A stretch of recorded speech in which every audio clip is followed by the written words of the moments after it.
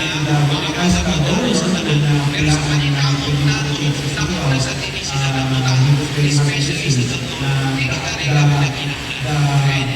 He will also prioritize the curiosity will be part of the recipient of the provincial government rights subsidy program. It's very much na bulutan ng tulong because I know And the sa rin pagpadayag sa mensahe ni Mayor Paul Dumlawa samtang sabing isab ni Surigao del Norte Governor Robert Lyndon Barbers tagapaklaro isab niini na dili kon gikan sa IJA ana mo na rice subsidy kon dili gikan sa national government.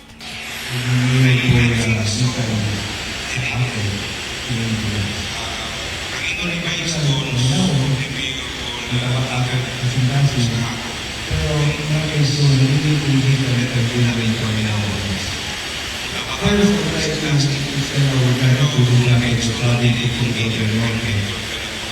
national government office of the president. Sa BIA, the Association of Ideas of Honorable President, working with the provincial government, is indicating about events of the amount of 59 million pesos. So, nowadays, pasalamat ako ito, of course, ang mga maganda. Ito siya ang malinaw ang kampo sa pagkasa na kamunay ang kanabangahan na kumakan ka sa ating mga pagkana ang makapo ang mga pulayan ng mga gusto na. For me, marami ko dito ang startup sa mga here yesterday from OAC sa clinical social practices.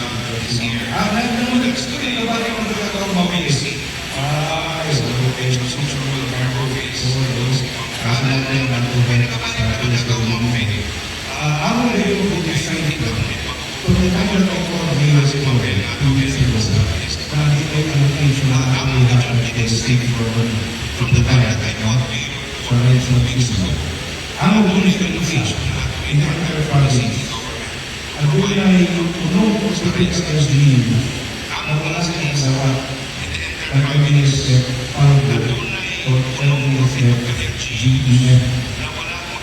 Unong apil ang Surigao City So that's why when we procure this particular price, no, it is ano na klase yun?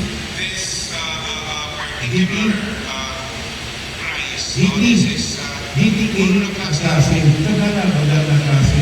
Ako lang bukas sa talagang mga So, gana na klase, 59 At debek sa rin pagpadayag sa mensahe ni Governor Robert Lyndon Barbers. Lagip na isab na ija tagatudlo nan sunod isab na mga lakang niini an matupa paghatag isab nan rice subsidy sa iba ng mga lungsod. Lagip na isab sa Siargao. Nausan, nikabat si Jan ng 17.7 million. para sa atong lungsod, sa kamahal ng mga pamahipo, Ang pa plus starving was sa mga consideration na mo sa medyo ng munisipyo na challenge here, rice subsidy sayo ng kita, national government. Diyan gihapon pero hindi na pumasok paginta na kamukay. At dyan kami magdugang, mag-augment sa ila na nakuha. Di ba San Francisco una sila nag-rice subsidy? Yes, So gamay na kanila. Puhol, yes, malagmit. Depende sa pagbalansin na mo with the DSWD sa province. Siargao? Ay, sa peto. Pwede ka ni Apil Leyte, Apil Kilagat. Kung may sakop na naman sila ng Surigao del Norte. Basta walay piliin regardless who sits as the head of the LGU, ato pananggaan. Andugang pagpadayag pa ni Governor Robert Lyndon Barbers. Samtang sabig isab ni Vice Governor Jed Gokyangke, ija isab tagatudlo na pinaagi na sa amo na rice subsidy naglam si Jan na makatabang ini ngadto na sa mga katawan ilabi na sa nasinati kumaan nakalisod.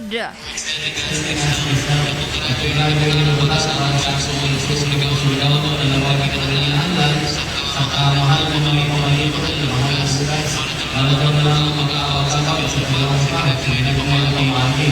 But biggest challenge here, sayo kita, nag-isang tulong kami na sugas na kagadagan sa atin ng national government, distributed to the component of the government units in the province, pero really hindi na muna pa sa natin.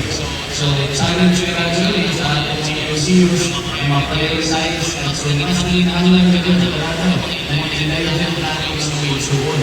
But we and together with the government leader, I'm confident na yung nakasta rin ang mga component officials ng mga government units ay ang kuya na sila ay magtugang siguro. Diba? So, we have been coming to the government, we would like to thank the national government for the step at the gradual sa tumasang crisis na napagandang natin ang magkawa. Ano tumingga sa pagpadayag isab sa mensahe ni Vice Governor Jed Gokyangke. Balita Express. Sa Radyon pa, sa dugang pa ng mga balita, Hepe ng City Environment and Natural Resources Office na si Engineer Jose Alfonso Casura, tagapasabot kung uno na ang Barangay Dayasan o Barangay San Isidro, an ila tagatudlo na mamahimong Marine Sanctuary. Ini partikular na sa ila isa pagpaningusog sa pagmugna ng isa ka ordinansa, kalabot na sa amuna katujuan. Ever since ilang manggid na observe nga dagko gyud ang mga isda dira dapit sa ilang area, dili na sila mo palaot ng lagyo, pero tungod sa Super Typhoon Odette nawala ang mga boundary markers, so bisan sin-on na lang musulod sa katong area nga ilang previously nga gi-declare nga marine protected area or sanctuary. Sir, kung sino kayo ni sa Barangay Dayasan o San Isidro, unong lina na anong malagtulo na ito na may marine sanctuary? Actually nagkauban na nga tong assessment team ang DNR Senro Tubod bilang gitgitanaw ang coral reef and seagrass area, and they found out nga healthy o kaya niya mo support ng mga isda, no? Kaya ang mga isda dili man basta-basta asara mo ingon mo ka ng mga itlog, so dirigyo sa coral reefs ang atong basis nga mag-i-maintain nato kay para maipugaran nila or dito sila mga Ang tapik sa na pagpadayag ng Hepe ng City Enron na si Engineer Jose Alfonso Casura. Express. Balita Sa reportajon pa, sa dugang pa ng mga balita, Provincial Head ng Philippine Drug Enforcement Agency o PDEA na si Dr. Winifredo Alagabia Jr. tagapasalig ang pagtabang adto na sa dugang ikalima na mga batch na maggraduar sa Community Rehabilitation Program ng lokal na gobyerno ng Surigao City. Ini partikular sa ija pagatudlo na ilan na ahensya ang sumaya pa na andang mutabang ngadto na kun joy mga panginahanglanon sa amo na mga migraduar sa amo na programa. Bisitahin niyo kami sa provincial office namin sa taas ng CSU building and we are willing na kunin ng mga yan na magiging dahilan na bumalik ko ito. So, hopefully, maintindihan natin. And doon sa mga family ng mga patient natin, maraming salamat sa suporta ninyo sa kanila. Without you guys, hindi magiging successful. Without your support, lalo na yung pagpasok pa lang, problema yung in your absence ng family, problema yung pag-sustain ng mga basic commodities. So, maraming salamat sa pag-unawa ninyo. Ito yung reward nyo ngayon na from time to time pinukulit kayo, pinupuntahan kayo, sinasabi ninyo na inibaras kayo. And after this, all of your names listed in the certified inventory of drug personalities will be listed. Ang tabek sa nimong pagpasalig na nanguyo ng PDEA Surigao del Norte na si Dr. Winifredo Alagabia Jr. Balita Express. Sa radyon pa, surugan pa ng mga balita, People's Day 2026, tagtaktahimun silong adlawa at na isab sa Barangay Urok ug San Isidro.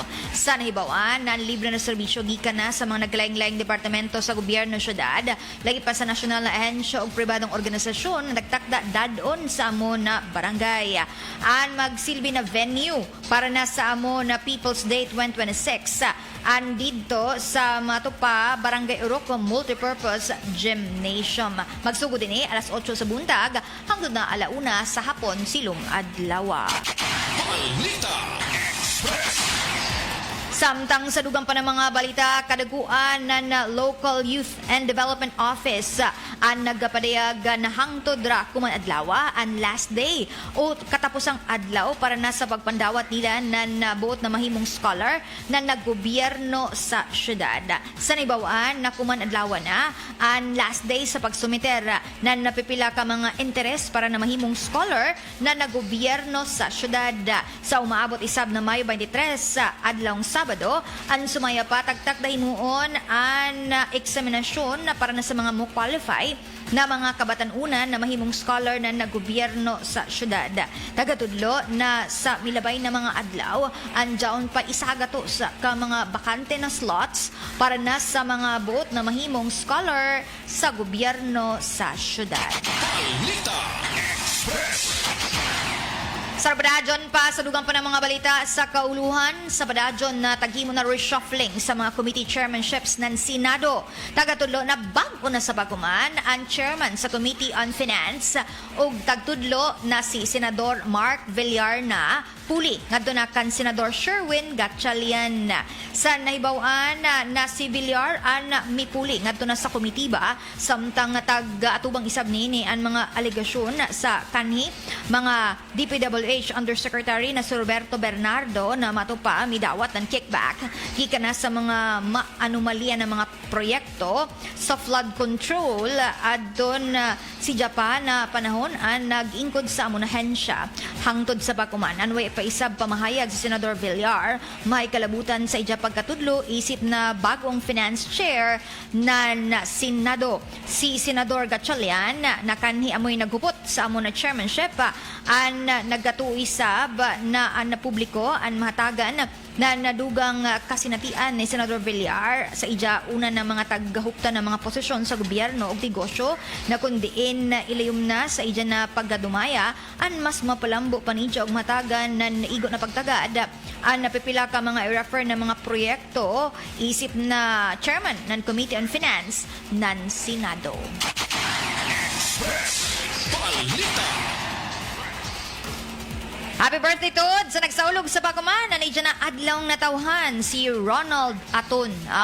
Ronald Aton, happy birthday. Nakundin tagsaulog media kumadlawa, anay dyan na ika-20 na adlawng natawhan. Balita. Bueno, yan ang mga oras para sa pagpadadyon diri sa ito na programang Express Balita. Sa ngayon, sa ito na kaibanan diri sa control, sila ni J.O. Bataan o Zapelan.